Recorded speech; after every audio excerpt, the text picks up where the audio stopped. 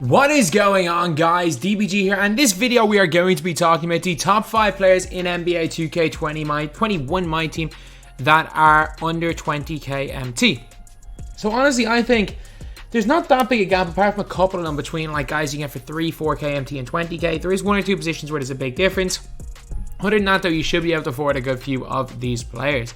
If you guys are new to the channel, subscribe. We upload more MyTEAM content than anywhere else. And this is just, as always, video number 2 of the day. We always upload a lot more than this. So if you guys are new to the channel, it would be great if you guys would subscribe. Less than 50% of you guys that are watching are subscribed. But anyway, that's a little bit too long for the intro. Now let's get on to it. So we're going to be going over 1 player per position. And it's basically going to be 1 guy that can play the point guard, 1 guy that can play the 2, 1 guy that can play the 3. And a big reason why I'm saying that is that there's kind of, it's weird, there's a lot of like high tier small forwards, but there's a lack of cheap ones. And then, well, the center position is just horrendous. I'm just going to say that right now. The center position, there's not many good ones. There is not many good ones you can get at an affordable price range. But anyway, now we're going on to the point guard position. And out by himself, like in a not even close one, is Sleepy Floyd. If you want to argue that Kenny Smith does some things better than Sleepy, like shoot it and dunk, I'm not going to argue. If you guys want to argue Gus Williams runs better, I'm not going to argue that. Or Patty Mills shoots better, I'm not going to argue.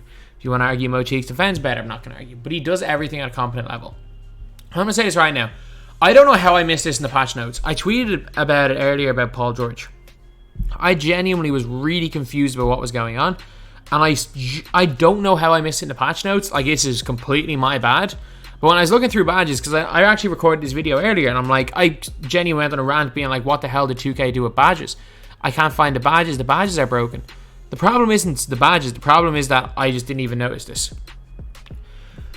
Click L2 one more time to upgradable badges, and then the actual badges. This makes so much more sense. But yeah, so he's got bronze clamps, and that's a kind of big one. Pretty sure the clamps is upgradable, isn't it? Yeah, you can upgrade the bronze clamps as well. Would I do it this early? Probably not.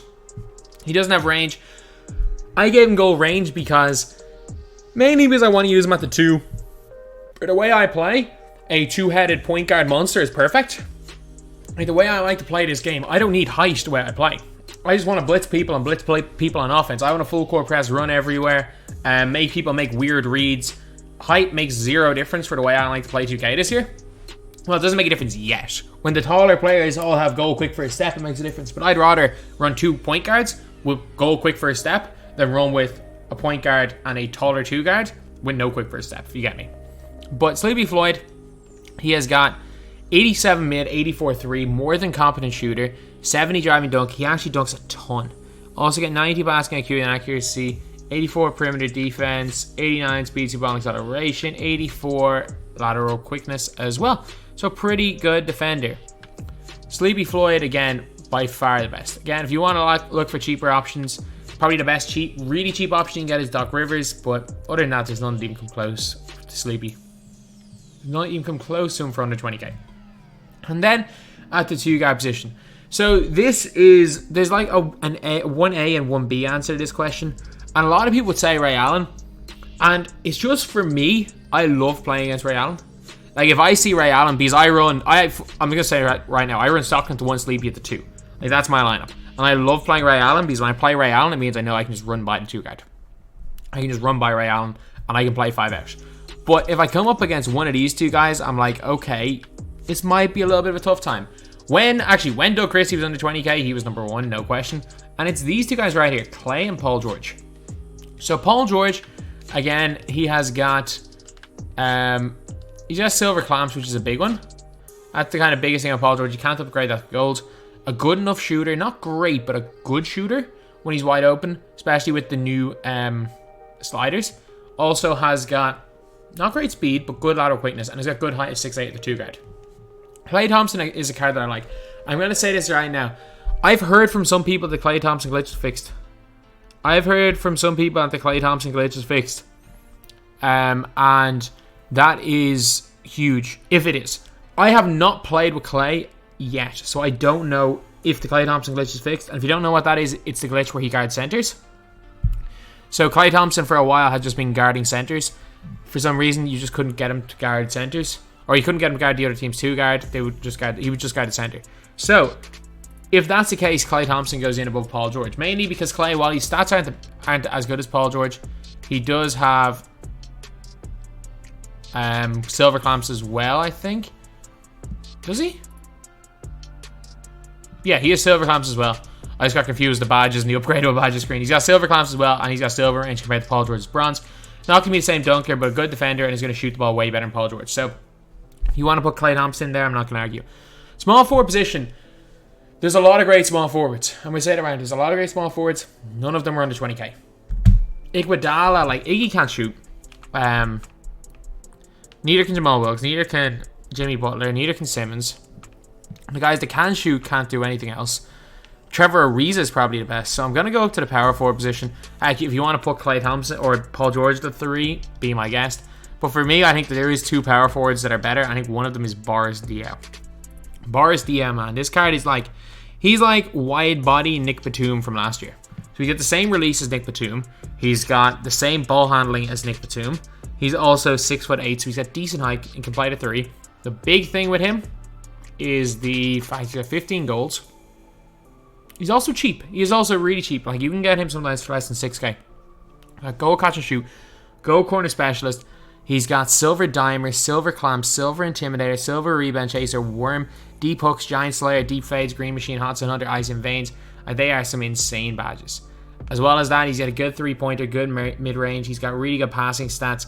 He's also got moderate, like, not good perimeter defense, moderately good speed and lateral quickness for a small forward / power forward. Like, it's similar speed to Klay Thompson. It's not the Klay, it's faster than Klay. It's similar speed to Paul George. And he's got that great behind the back, so he will be decent at rim running. A definite underrated card in this game and a great card to pick up. Power forward, it's a no-brainer. If you want to argue Luis Scola, I'm going to say you're crazy because Bailey Howell exists. Bailey Howell, this guy right here, he is one of the best cards in the game. He is one of the best cards in the game. Bailey freaking Howell. 16 gold badges, 11 silver, 1 Hall of Fame. I keep checking upgradable badges instead of badges. But he has got silver clamps, which is huge. Which is absolutely huge. He's got slippery off ball, silver, green machine, fancy footwork, silver. And he's got DeMar DeRozan's release. So basically, whereas... And he's got a 6 as well. So whereas Boris Diaw is a clone of last year's Nick Batum, this is a clone of DeMar DeRozan. I'm pretty sure they call Diaw Nick Batum in game, and they definitely call Bailey Howell DeMar DeRozan. He's got 83 ball, 88 mid. His release is fantastic. Great dunker as well. Rebounding 85-93, feels like 99-99. He's been a few players in the game. I feel gets defensive rebounds, got good speed and good lateral quickness. So yeah, Bailey Howell is fantastic.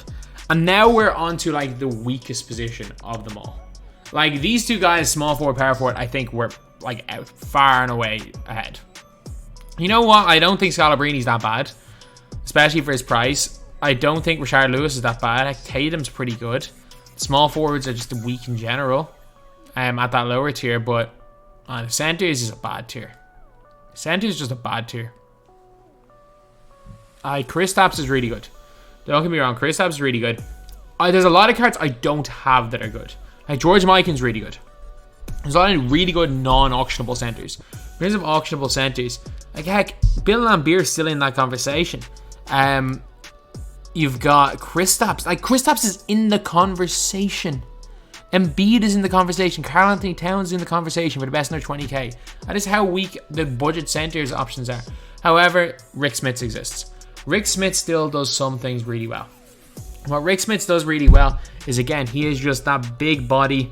He's 7'4", got goal post spin technician, can dominate in the post. If you know what you're doing, he can play well inside. Not a 3-point shooter at all, but he sets good screens, will hit mid-range shots, so he can be a very, very effective player on the glass. Does he suit my play style? No. But heck, my play style does not suit most people. I play with Draymond Green at power forward. I play with Draymond Green at center. Like, most people would play with, say, Draymond at power forward and run with height. I play with Stockton, Sleepy Floyd, Paul George as my tallest player. And actually, in crunch time, I wouldn't even run Paul George. I'd be playing Paul Pierce. At the 4, I would probably play Bailey Howell. And at the 5, I'd be playing Draymond Green. I'd play an entire 6'7" and under team if I was going into a competitive setting. Rick Smith does not fit my play style. But man, if you're good in the post, he does fit your play style. And he's a great player. So anyway, that is the video. In my opinion, these are the best players you can pick up for less than 20k MT.